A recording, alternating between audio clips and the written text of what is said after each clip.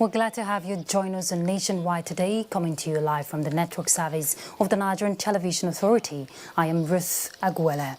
Let's begin with xenophobic attacks. President Muhammadu Buhari has given instruction for the immediate voluntary evacuation of all Nigerians who are willing to return home.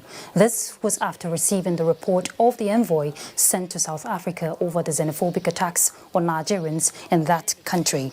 In a statement by the special advisor to the president on media and publicity, Femi Adesina, the president says he has taken note of the report and instructed the Minister of Foreign Affairs, Jeffrey Onyema, to keep engaging appropriate authorities on the measures the South African government is expected to take.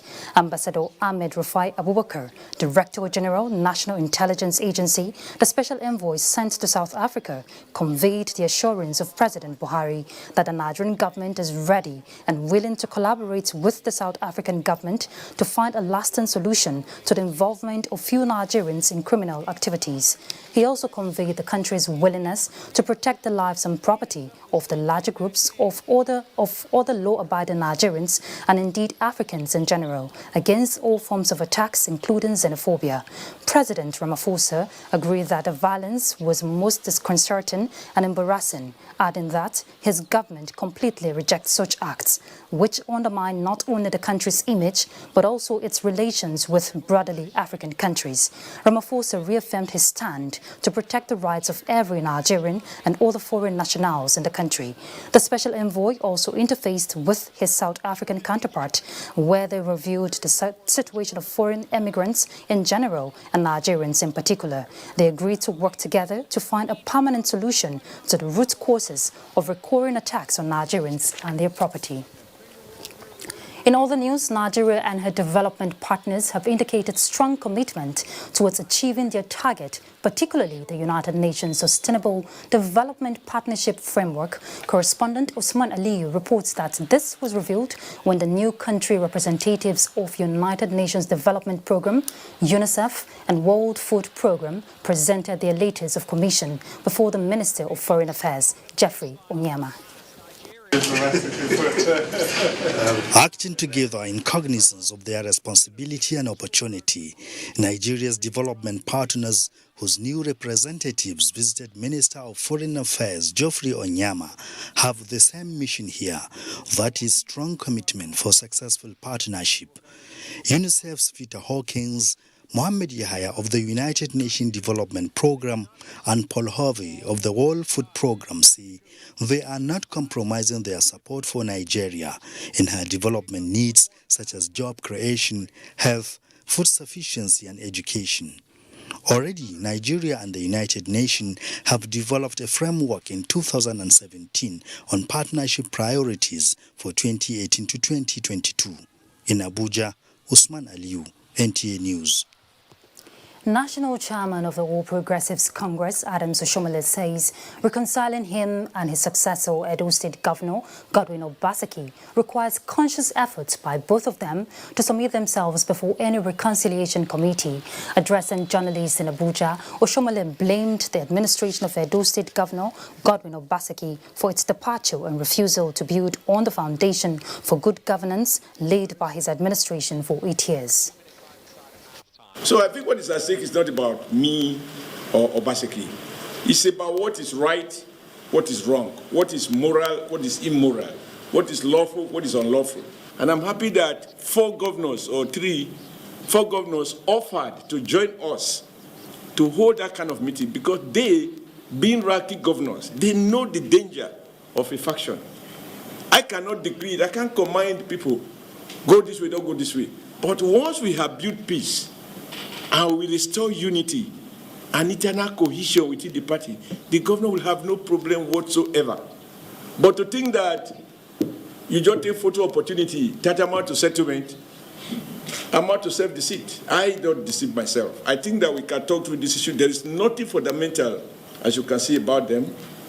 They are issues that can easily be resolved, and I'm still very, very confident that they will be resolved to the benefit of all, particularly the governor himself. As we march towards 2020, we need unity within the party. Oshomole is calling on Governor Obaseki to review the process by which Edo State House of Assembly was constituted, create job opportunities for the people, and as well step up his game in infrastructural development. And now to electoral matters. As Kogi State governorship election draws near, the FCT Minister of State, Ramatu Tijani Aliyu, has advised political gladiators and major political parties to guard against their utterances for violent free elections. This was House of Assembly paid her a courtesy visit in Abuja. Ifeanyi Ezumba reports. The FCT Minister of State, Ramatu Tijani Aliyu, who affirmed that the era of divide and rule in Kogi State is over, encouraged elected lawmakers in the state to go back home and win the trust of the people ahead of the governorship election. We are indeed a united big family. This also depicts the strength of APC as a party in Kogi State. All we have to say is to also appeal and canvass to Kogites, our own, to trust us the more. And we know that to whom much is given, much is expected. When they give us this next chance, they will see much more in the areas of infrastructural development. The Speaker, Kogi State House of Assembly, Right Honorable Matthew Kolawole, expressed confidence that the appointment of FCT Minister of State will change the narratives. Also appealed to the federal government to site a seaport in Kogi State. To congratulate her and to move our state forward. Kogi is FCT, FCT is Kogi. We're going to work with her, and with her relationship with our governor, we believe they will synergize to move Kogi State forward. The Speaker, Kogi State House of Assembly, also used the occasion of the visit to urge the Minister of State to facilitate many good things for the state. Ifeanyi Ezumba, NT News. Let's go to judiciary now. Accountability, transparency and time management have been identified as key factors in enhancing speedy dispensation of justice in the country. With these in mind, the National Judicial Institute is keeping judicial staff abreast with global practices in court administration and the management of court records to aid in the task of adjudication. The report. Players in the Nigerian justice sector are not in denial of the numerous cases lingering in various courts across the country. However, efforts to ensure court employees comply with code of conduct to improve speedy dispensation of justice to citizens are now being put in place. One of such efforts is the gathering of these registrars, court clerks and bailiffs who compile record of court proceedings, exhibits and other confidential documents. Any error from these court officials throw a clog in the wheel of justice and the confidence of the public on the judiciary. To avoid this, the training is meant to improve operational standard of the judicial sector through the role played by these officials. Right from the beginning, this category of stars, right from the point when you're having contact with the judicial system, up to the final thing, enforcement of judgments, you come across them. So they are invaluable to us. For Musa Shuaibu, who has been working in the Kano judiciary for more than 30 years, and his colleagues from all over the country, this training comes at a time when their responsibilities, which varies in the overall daily activities of the courts, are on the increase. This workshop or seminar will enhance the serving of court processes properly. Right now, I can as well learn more about the processes. With the theme, towards improving the quality of judicial services in Nigeria, this conference is a proof of the importance attached to the role of these officers whose services are critical to sound justice delivery. Earlier in the day, we were joined by Director FCT Universal Basic Education Board, Dr. Adam Jato Noma, who spoke on the significance of International Literacy Day and the role it plays in nation building. Let's see it. When you say education, you are talking about those processes that are involved in the transformation of any human being so that he or she becomes a useful member of the society. The ability to be able to read and write, that is literacy. So it is just an aspect of education. So there is a need for everybody to be able to read and write so that he will be a very useful member of the society. society. If all the literate people in Nigeria can teach one, if you teach one today and that person becomes illiterate, he too goes to teach another person. Before you know, everybody will become literate. Director of FCT, Universal Basic Education Board, speaking on Panorama earlier today. Now, embracing linguistic in education and literacy development is key, developing inclusive societies that respect diversity and difference. This is the thrust of this year's International Literacy Day, marked by Minister of Education in Abuja. Abdullahi Musa Suleja will tell us more. While the use of local languages has expanded cross-country and community dialogue, various community and indigenous languages have been endangered. This trend have implications for literacy development. According to UNESCO report, about 40% of the world's population have no access to education in language they speak or understand. Hence, the need for society to encourage promotion of mother tongue, which experts believe contribute to the development of literacy. The Minister of Education is confident that ensuring curriculum delivery in basic and secondary schools, proper monitoring, putting in place functional and continuous education for youth and adults will go a long way in addressing literacy in the country. The aim of this day's activities highlights the importance of literacy to individuals, communities, and societies. Successful development of literacy is founded on the incorporation of language skills. Literacy in turn enhances and expands oral language abilities in all its ramifications throughout one's lifetime. There were presentations of some literatures in different Nigerian languages to showcase the power of language in promoting literacy. The theme for this year's International Literacy Day is literacy and multilingualism. Abdullahi Musa Suleja, NTA News. This is Nationwide on the network service of the Nigerian Television Authority. We pause for a break now. Stay tuned. It is here again. The NTA ETV Annual Expo is here again. This time, it is the 13th edition. 2019 has as its theme, promoting unity and innovations in youths as agents of change through science and arts. It promises to be captivating as youths across the nation showcase their unique skills and innovations in science and arts, make new friends, and showcase their rich cultural heritage.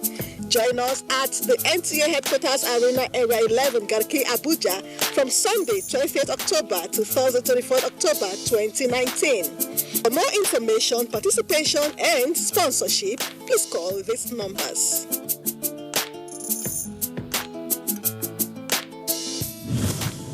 NTA ETV, promoting learning.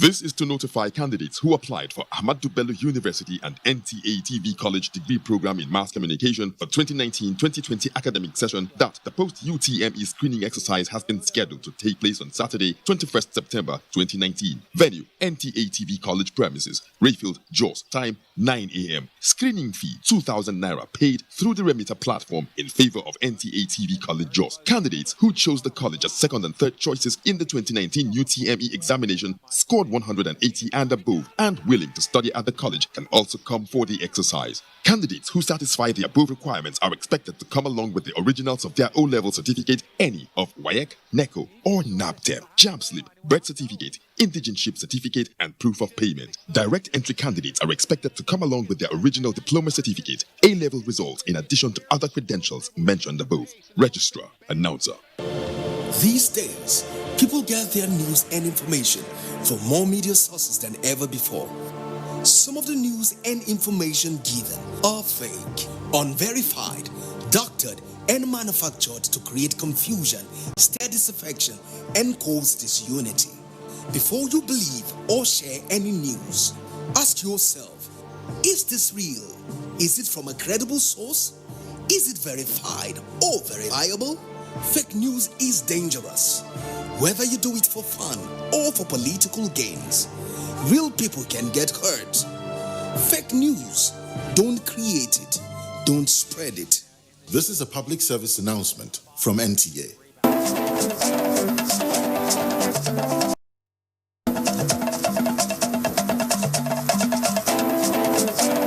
Get the latest news and updates from across Nigeria on NTA Nationwide. NTA Nationwide, weekdays by 4 p.m. Get it first, get it fresh.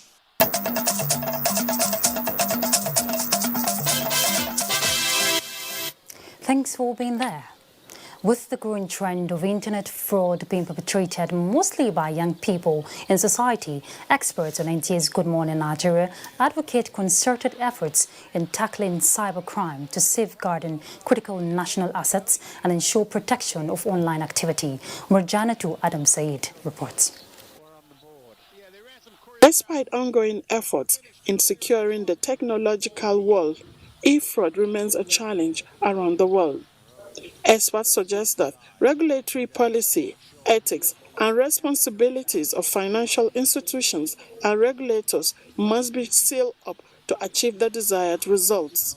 What's really a problem is when you allow your information, personal information or your banking information, you give it out to other persons. That's when it becomes a problem, and that's when they can access your account. I think rather than pursuing these people all over the place, it's come to a point where we need to just harness them and find a way of channeling them to positive things. The NIDA Act was the first local content act in Nigeria. What it sought to do was to catalyze and supercharge the development of indigenous technology. We'll have stuck to a converged regulator like you have in other crimes. But they said, no, there was a need to do more in terms of creating local opportunities. Gas maintained that challenges associated with cybercrime is a global phenomenon that requires collective cooperation of stakeholders in mitigating its impact on the society. The issue of quick money, otherwise known as get-rich-quick syndrome, is a major reason for e-fraud. Guests, however, challenge relevant institutions mandated in tackling financial crimes to up their games in the war against criminal elements in the technological world, adding that speedy prosecution of culprits will send a strong signal and serve as deterrent to others. In Abuja, Murjanatu Adam Said, NTA News. Still on ICT, but not on financial fraud, the migrant e-registration exercise initiated by the federal government has kicked off in Ogun State. Governor Dakpo Abiodun, who launched the program, said the gesture will not only facilitate an updated and reliable database, but will also help tackle inter-border crimes. Mohammed Adibawali has details. Since the federal government launched the e-registration program to enhance internal security, transborder crime seems to have reduced. With renewed effort to combat criminal activities, especially at the border, Ogun State government has launched the State Migration and E-Registration Program. The program will enable the state have a comprehensive data of non-Nigerians and boost internal monitoring and control mechanisms in the overall interest of national security. We've had cases whereby something happens and then you are in doubt who the perpetrator of such act is. So now that we have, or we are collecting a data, or we are collecting data of everyone that comes in and goes out, we will be able to tell you exactly who is who. So identification is very important in ascertaining who is who. The state governor, Dakpo Abiodun, while launching the program, says it is part of its commitment to ensure threats like trafficking of persons and smuggling of migrants, organized crimes, are nipped in the bud. Comment the Nigerian Immigration Service to state for this immigration e-registration exercise. I also urge all our brothers and sisters from other parts of the globe to make themselves available for this exercise. Our administration will continue to support all security agencies in their professional duty of securing lives and property. Many describe the program as a welcome development. From a security point, yes, very good. A very good initiative from the government of Nigeria, and everybody will be safe and secure. The program, which is ongoing nationwide, was officially launched by President Muhammadu Buhari in Abuja. In Abeokuta, Mohammed Adebowale, NTA News. And from Ogun State, let's go to Lagos, where we join Michael Olaleye for more reports nationwide. Good to see you, Michael. Good to see you, Ruth, and welcome to Lagos. As construction work continues on the Kara Bridge section of Lagos-Ibadan Expressway, business operators and commuters around the axis are counting their gains and losses 1 week into the ongoing project. Lynn Neneke has the update. So far, major work on the 600-meter dual carriageway along the Lagos-Ibadan Expressway has reached an appreciable level.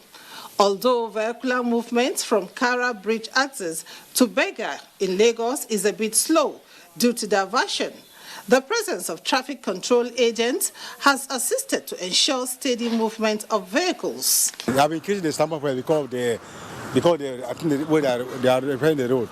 The stamp have been increasing indeed. Here's the Magwe before it's just 100 naira, but it's now 150, 200 now. The transportation is too high.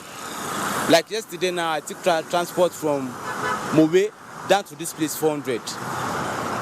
Now I used to enter bus from that place if I'm going. Now there's no bus there, I have to check down. The congestion on the road, the narrowing of the road has caused some hold up. But that was notwithstanding, people are happy that there's development coming up. Meanwhile, commercial motorists, popularly called Okada riders in local parlance in Lagos, are taking advantage of the construction to make brisk business. Instead of 500 naira to Iba, for now we are increasing to 1,000 because before you went there, you consume a lot of time. Now we are getting enough passengers. To Bega, yes, 700, 1,000 each person. The deadline for the completion of the project is December this year. In Lagos, Lynn Neneke, NTA News. Creating well-informed interest on educational issues has been described as key to improving global literacy development. This was the consensus of Lagosians on the heels of the celebration of the World Literacy Day. Uzezi Aruri has the report. Many children have only had very limited education. Some children have never had any.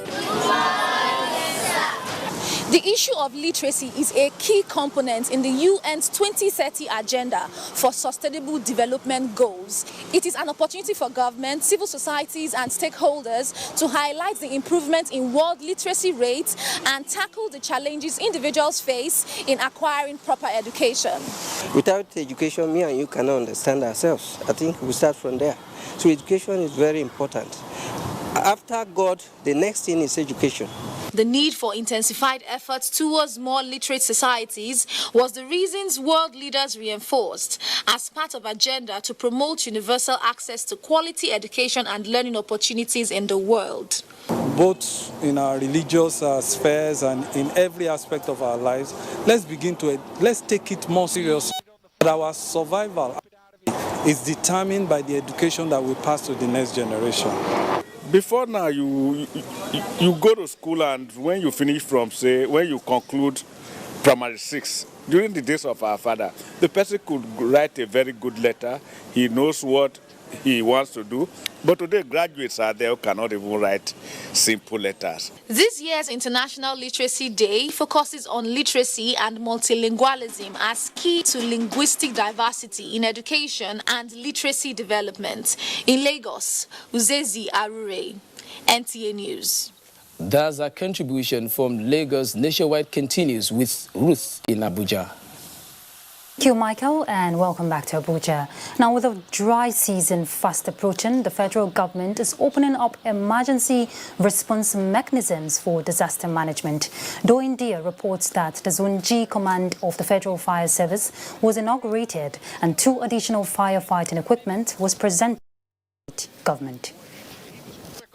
A report by the Nigerian Senate Committee on Interior in 2017 revealed that Nigeria lost over 6 trillion naira to fire outbreaks within 5 years. In another report, Lagos State, for instance, in 2018 lost over 12.8 billion naira to fire incidents with 84 casualties and various degrees of injuries on victims.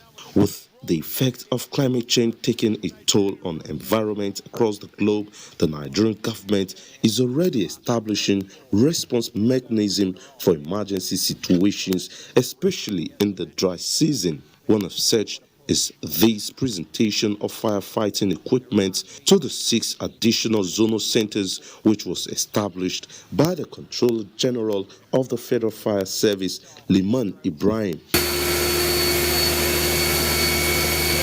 Deployment of this good asset is to complement the efforts of the state fire service. All in the courtesy of Mr. President and Commander-in-Chief of the Armed Forces, President Muhammad Buhari, GCFR. Recently, we had an incident at Diko where a tanker loaded with fuel caught fire and burnt so many shops. Survival of a fire service is not a luxury, it's a must, because it involves people's lives and properties.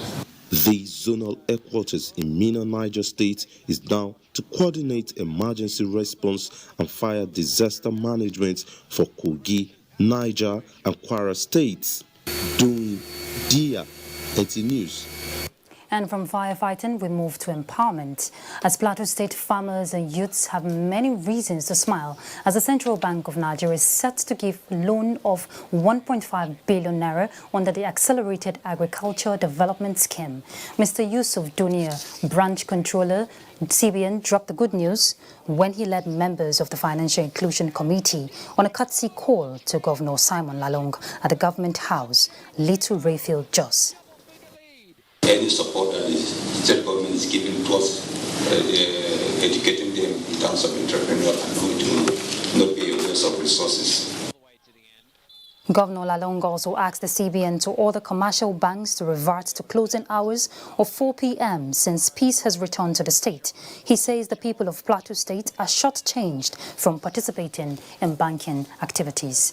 To also complain to you that for a very long time during the crisis, the CBN, the bank stopped working, and they closed by 3. I addressed this matter with the CBN governor, and I see that the banks are still closing by 3.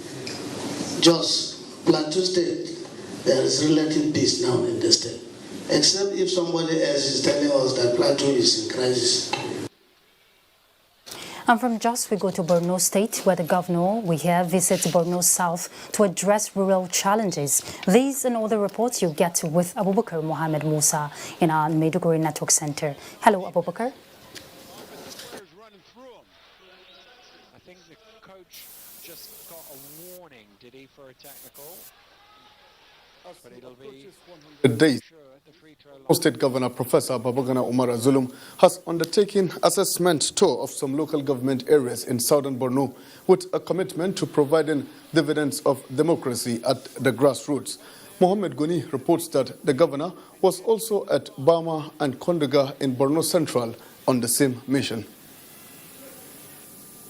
The four-day working visit to Bayo, Wayakusar, Shani, Askiraoba, Chibok and Goza local government areas in southern Borno, as well as Bama and Kondaga in Borno Central, afforded Governor Babagana Umara the opportunity to interact with traditional rulers and stakeholders on issues of security, construction of new schools, renovation and equipping the existing schools to provide quality education, as well as entrenchment of civil authorities at the local government areas. Other issues brought to the fore include enhancement of agricultural sector for food sufficiency, prudent management of resources at the local government level through staff verification, and the establishment of more hospitals and the healthcare delivery services at the grassroots, as well as program for those whose means of livelihood were crippled by the lingering security challenges.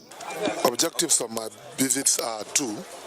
One is to inspect the ongoing projects that have been initiated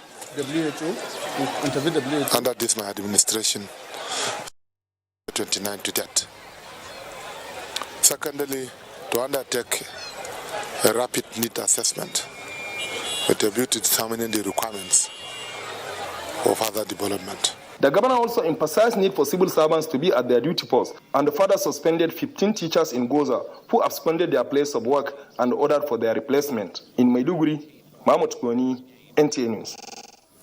In an effort to improve healthcare delivery services across communities, Borno State Government, in collaboration with World Health Organization, has organized a cross-border surveillance stakeholders meeting with officials of Niger Republic. Naomi Aboku reports. The meeting was also aimed at enhancing collaboration and free movement of healthcare facilities within neighboring countries. Health Commissioner Dr. Salihu Kwayobra, represented by Acting Permanent Secretary of the Ministry, described the meeting as timely as it will foster the total eradication of polio virus in Africa. He said free movement of people and animals between Nigeria and Niger Republic due to the porous border contributes greatly to the spread and transmission of the virus. Deputy Governor of Difa Province, Niger, Yahaya Godi, said polio, which is one of the 5 childhood killer diseases, requires intervention of all stakeholders to stop its spread. State Executive Director, Primary Healthcare Development Agency, Dr. Sulemele, said the meeting was second in series after that of Niger Republic and explained that it is to ensure successful implementation of the work plan developed and establish a cross-border disease surveillance team. State Coordinator WHO Dr. Musa Audu also said the meeting will further strengthen the surveillance system against the spread of the polio virus between the two countries. In Maiduguri, Naomi Aboku, NTA News. Northeast Development Commission has undertaken an assessment tour of Mongunu to ascertain the humanitarian needs of the internally displaced persons and the magnitude of destruction caused by the Boko Haram insurgents. The team was led by the Managing Director of the NEDC, Muhammad Goni Alkali, who was accompanied by Borno State Emergency Management Agency Executive Chairman Yaba Okolo. Here again is Naomi Aboku with more details of the story. East Development Commission is saddled with the responsibility of receiving and managing funds allocation from the federal account and international donor agencies for resettlement, rehabilitation and reconstruction of infrastructure, social amenities and communities destroyed by insurgency, as well as tackling menace of poverty and illiteracy. The humanitarian assessment visit, in company of officials of Borno State Emergency Management Agency, took the commission to Customs House IDP's camp, one of the oldest in Maiduguri, hosting over 2,000 households with 6 to 30 persons per house, Mona Garage IDP's camp, Farm Center, and El Kanemi Stadium IDP's camps. Most of the IDP population, out of 1.8 IDP population, Borno is hosting 1.6. Now we are ready. This is why we are here, to reassess and see what's on ground.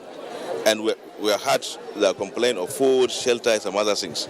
So we are going to factor in this into our own programming, and very soon we'll take action on those issues. The commission was also in Mongunu IDP's camp to have first-hand information of their plights. While there, the Managing Director, Dr. Muhammad Alkali, solicited the support of the military in actualizing the mandate of the Commission.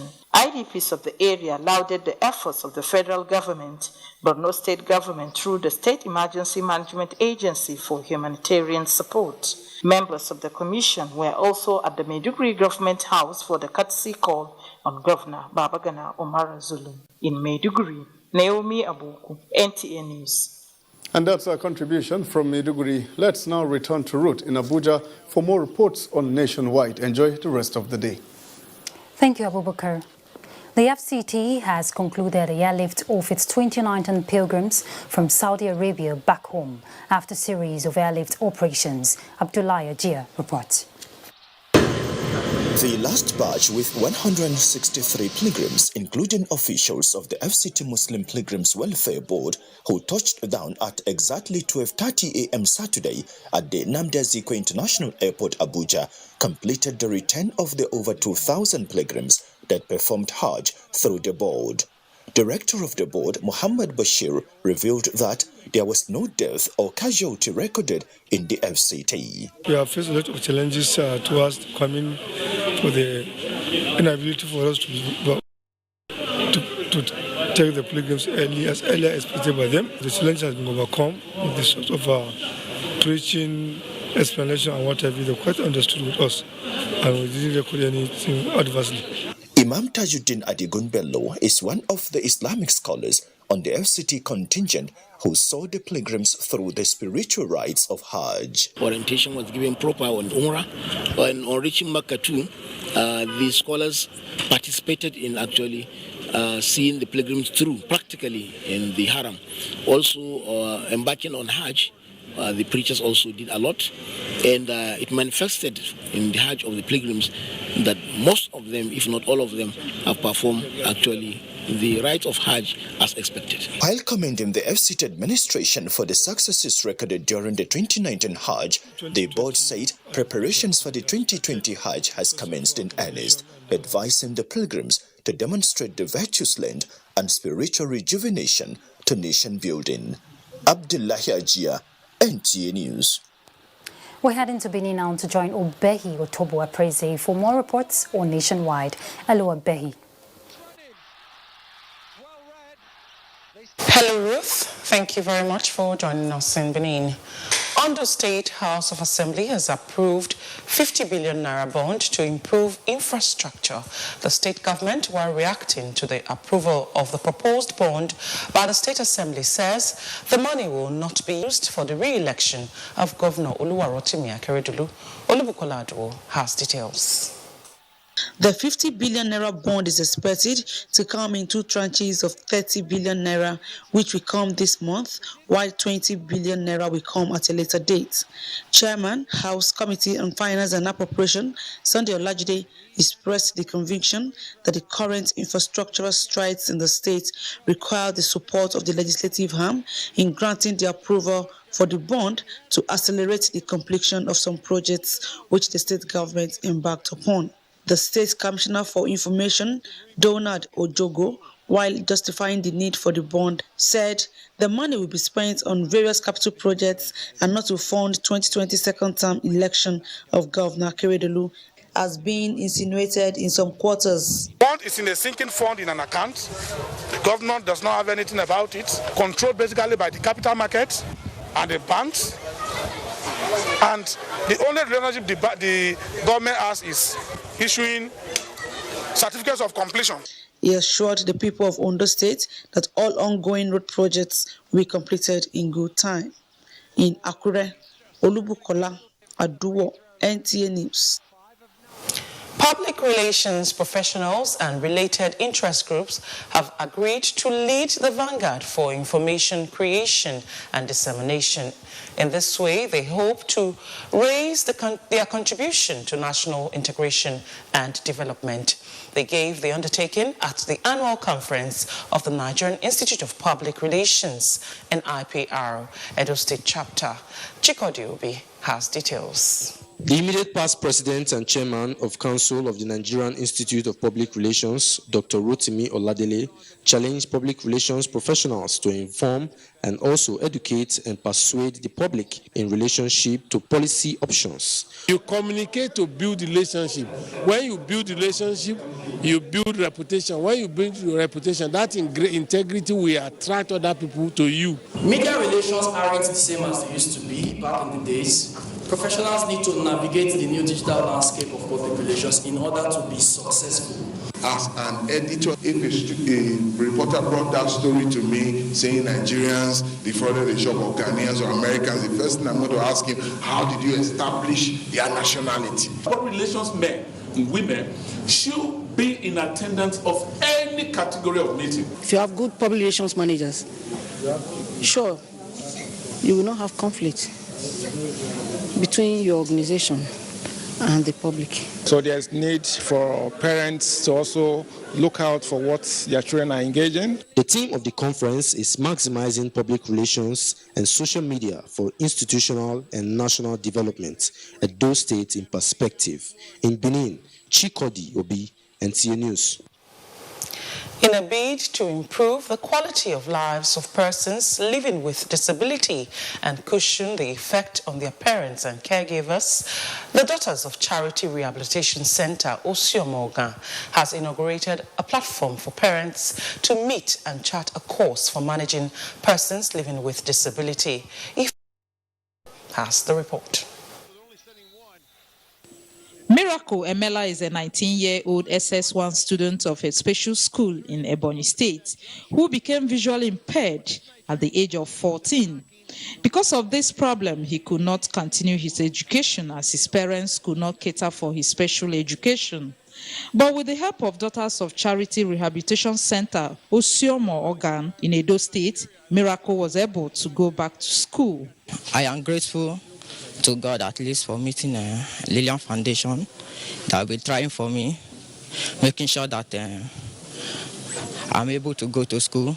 The likes of Miracle and their parents gathered at the center for the inauguration of the Parent Support Group. The idea is to enable parents of persons living with disability receive both financial and moral support and to create awareness for other parents to bring out their disabled children to access care. What we are operating is community-based rehabilitation, which is very necessary if disability inclusive development has to be achieved. They've shown good example, and they've demonstrated the best that they can offer. Since Daughters of Charity took over the bodies and we started going to a special school, my child is doing well. I know that before they carry a bag of rice come for me, they give me tomatoes, ororo, many things. They even at 20,000. The center caters for persons with visual, hearing and intellectual impairments, cerebral palsy and other congenital deformities. Ifoma Ukafo, NTA News. And that's it from Benin. Nationwide continues with Ruth in Abuja. Thank you, Obehi. FCT Minister of State Ramatu Tijani Aliyu has re-emphasized the FCT administration's commitment towards improving on the welfare of core members posted to the capital city. She said this at the closing ceremony of the 2019 Stream 2 NYSC orientation course. Rosemary Bilal reports. The Minister of State for the Federal Capital Territory, Ramatu Tijani Aliyu, said that the FCT is beyond Abuja metropolis and their services are needed more in the rural areas. Government of President Muhammadu Buhari, as part of its reform programs, is seriously championing poverty reduction through wealth creation. The onus, therefore, is on you, young ones, to take advantage of this government's favorable policies to create wealth instead of becoming job seekers. The NYSC coordinator FCT, Walida Sadiq Isa, while urging the core members to embark on projects that will have direct bearing on their host community, encouraging them to cultivate the spirit of fairness, oneness and brotherhood. I'm confident that by now you must have understood the relevance of teamwork, diligence, and commitment as key to success. I charge you, therefore, to accept your postings as a challenge for integrity and self-mastery. Some of the core members unveiled their plans of service to their fatherland. In my community, I intend to go to schools to give quality education to the children, primary education basically. This is actually an opportunity to inculcate art, to bring art into the system. This year's orientation course also featured leadership and skills acquisition courses to make Nigerian future leaders self-reliant. Rosemary Maltelen, Bilal, NTA News. Talking health now, but on a sad note, a 6-year-old girl has been confirmed dead in Umuahia, the Abia state capital, from Lassa fever. This is the second Lassa fever case being recorded at the Federal Medical Center, Umuahia, in 2 years. Chinyere Ukoli has the details. Lassa fever is a rodent-borne acute viral illness which can be transmitted through contact with infested foodstuff. In Nigeria, it is usually transmitted through the rat, which defecates on food items like garri. Symptoms usually appear within 1st to 3rd weeks after exposure to the virus. In 2018, a nurse with the Federal Medical Center Umuahia died as a result of Lassa fever. This time, it is a 6-year-old girl from Arochukwu. The Chief Medical Director, FMC Umuahia, Dr. Zubi Konyebuchi, said the girl was brought in late without medical treatment for 2 weeks. All the contacts, all the healthcare professionals who were in contact with that 6-year-old are under surveillance. We've traced even the patients who are in the hospital at that time. Experts are, however, advising that people apply healthy lifestyle and hygiene, as well as report all suspected cases to the nearest medical facility. The best thing is to avoid rats and then to prevent them from having contact with what we eat. The federal and state governments have continued to strengthen surveillance activities across the country against communicable diseases. In Umuahia, Chinyere Okoli, NTA News.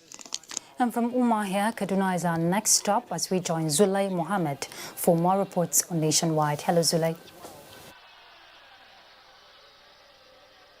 Good evening and thanks for joining us in Kaduna. The governorship election petition tribunal sitting in Kaduna says Malam Nasir Ahmad El-Rufai stands lawfully elected governor of Kaduna State. The tribunal, presided over by Justice Ibrahim Bako, struck out the petition by the PDP governorship candidate Isa Ashuru Kudeng challenging the election. Abdullahi Muhammad reports. It was a grueling 5 hours for most of us who checked into this courtroom in the earlier hours of today, listening while the Honorable Justice Ibrahim Bako was delivering his judgment. There is no doubt that this is a fallout of a meticulous analysis of the evidence brought before him, as well as argument and counter-arguments by counsels representing the petitioners and respondents. Though a long wait, but for the counsel of the respondents, it's worthwhile. Everybody now knows that Governor Ahmed El-Rufai is not just a candidate, a winner, and has a confirmed winner of the governorship election in Kaduna State. The issue of appeal is constitutional rights. If they elect to appeal, they've appealed the rulings of the court on 3 occasions, and we met them at the Court of Appeal. Their intellectual appeals were dismissed. So they have the right to appeal against the judgment. If they do, we're going to meet with them. Well, you heard it there, that the petitioner has every right to appeal against this judgment. And the spice to this story lies outside of the premises of the court. It is on the street here. Thousands of supporters of both the respondent and the petitioner have been out here early morning trying to figure out what exactly is going on inside the court.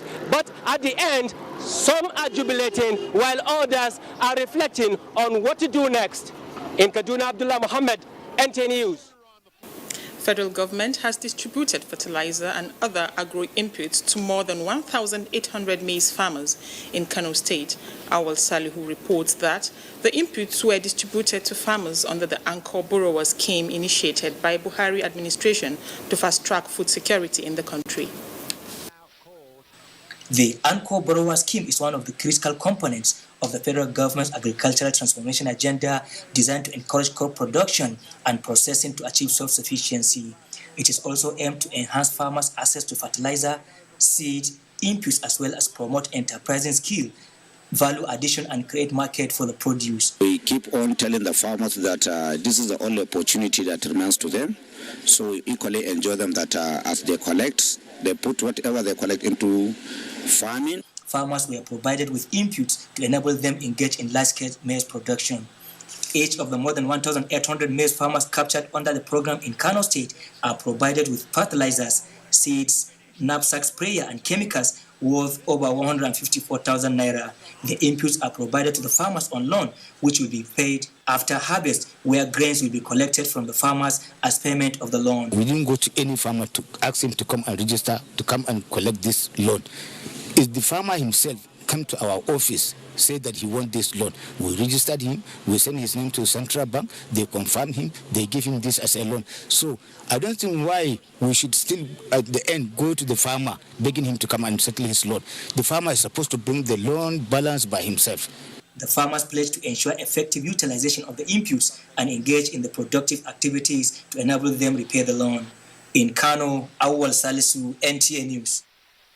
In Jigawa State, there are concerted efforts by various communities in complementing government's effort to check devastating effects of deforestation through massive tree planting campaigns.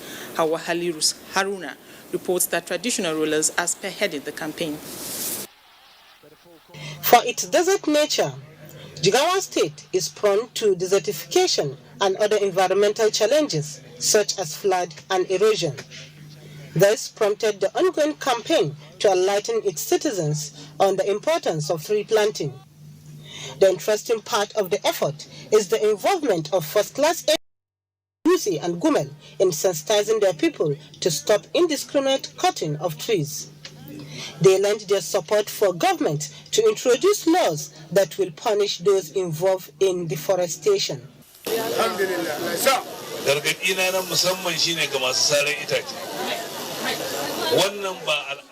I want those felling trees indiscriminately to stop that. It is not a good habit, especially for those using machines to cut trees that are above 50 years. Over 2,000 trees were planted at the takeoff of the exercise. From Dusi, Hawa Haller Haruna, NTA News. And that's our beat from here. We'll take a short break and Nationwide returns from Abuja in a bit. Do stay with us. Digital studio equipment is a critical aspect of modern television that requires special skills for their operation and maintenance. These skills define the content and output of television and are acquired only through professional training and experience. NTA TV College JOS is organizing a special 4-week intensive course on digital studio equipment maintenance for engineers and technical officers in public and private television stations. The course will equip participants with modern techniques, technologies, and skills for effective and efficient operation and maintenance of digital studio equipment. Also, a special 4-week course on intermediate photojournalism and photography will run simultaneously. It is an essential course for photojournalists, photographers, public relations, and information officers to upscale their skills and capacities in photojournalism. Participants will be equipped with modern skills in photo editing, studio, and outdoor lighting, and more in just a few weeks. The venue for both courses is the serene and secure environment of NTA TV College near Old Government House, Rayfield, Jos. Date 16 September to 11th October 2019. Course fee 100,000 naira only per participant. Accommodation inclusive. For more inquiries, please call 0803-314-4383 or 0806-980-9807. NTA TV College Jos, training you to be the best you want to be. Thank you. Thank you, sir. Please, did you hear that? Of course I did. That is village master tune. So, Auntie Amebo was not gossiping then? Village master is celebrating 50 years. 50? Already? This is not a joke. It is a national celebration. NTA and Village Master family are commemorating 50 years. Hey, please tell me, when is our golden jubilee? It is from the 8th to 11th of October 2019. I have to go and get ready. It's time to party. Women. But we, men, will be there too.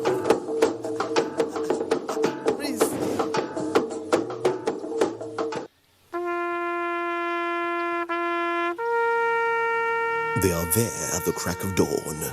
They are there busy preparing while we rise for our day. They are there silently, guarding, waiting, listening, and watching.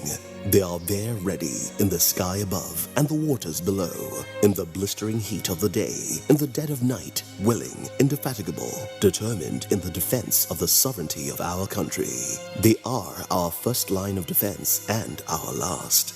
They who have paid the ultimate price in defending us. They are fathers and uncles. They are mothers and sisters and girlfriends and boyfriends. They are brothers and cousins and best friends and neighbors. They are classmates, colleagues, and citizens of this nation.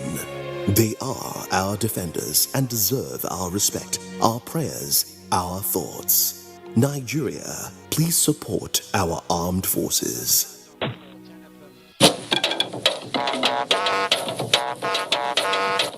When you hear that sound, you know that Nigeria's most authentic newscast is about to begin.